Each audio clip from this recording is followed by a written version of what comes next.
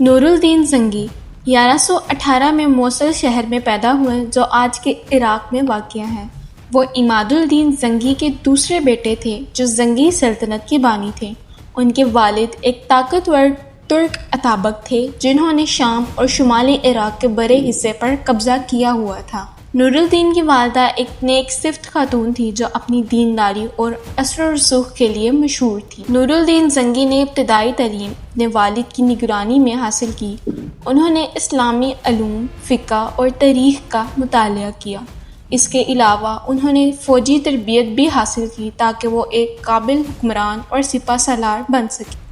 نور الدین زنگی کی سادگی اور دینداری کا ایک واقعہ یہ ہے کہ وہ اپنے محل میں رہنے کی بجائے ایک سادہ مکان میں رہنا پسند کرتے تھے۔ انہوں نے اپنے طرز زندگی کو ہمیشہ سادہ رکھا اور ہر وقت عبادت میں مصروف رہتے تھے۔ نور الدین زنگی کی زندگی میں بہت سی انکہی کہانیاں بھی ہیں۔ ایک مشہور کہانی یہ بھی ہے کہ وہ رات کو بھیس بدل کر شہر کی گلیوں میں گھوما کرتے تھے تاکہ اپنی عوام کی حالت زار کا اندازہ لگا سکیں۔ ان کے بارے میں مشہور ہے کہ وہ رات کو تہجد کی نماز بھی پڑھا کرتے تھے اور قرآن کی تلاوت بھی کرتے تھے۔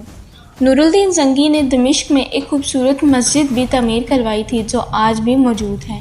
اس مسجد کی تعمیر کے دوران انہوں نے خود بھی محنت کی اور مزدوروں کے ساتھ کام کروایا۔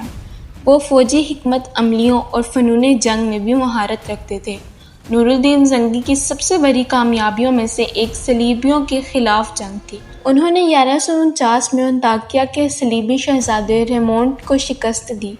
یہ جنگ انطاکیہ کے قریب عناب کے مقام پر ہوئی۔ اس جنگ میں انہوں نے نہ صرف ریمونڈ کو شکست دی بلکہ انطاکیہ کی فوج کو بھی بہت نقصان پہنچایا۔ ان کی زندگی کا سب سے بڑا مقصد بیت المقدس کی آزادی تھا۔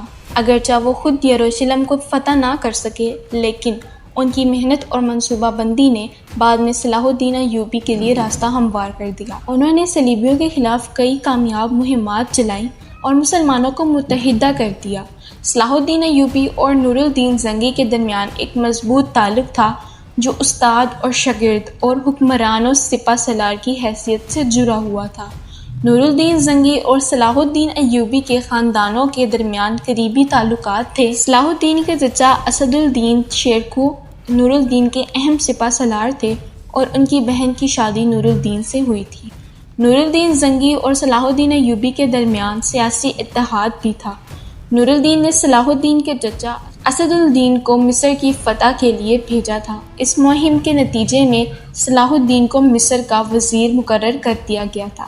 نور الدین زنگی کی وفات کے بعد صلاح الدین ایوبی نے ان کی سلطنت کو بھی مستحکم کر دی۔ 1187 میں بیت المقدس کو فتح کر لیا۔ یہ فتح نور الدین کے خواب کی تعبیر تھی۔ نور الدین زنگی کی زندگی اور کارنامے اسلامی تاریخ میں ایک اہم مقام رکھتے ہیں اور انہیں آج بھی ایک عظیم مسلم ہیرو کے طور پر یاد کیا جاتا ہے۔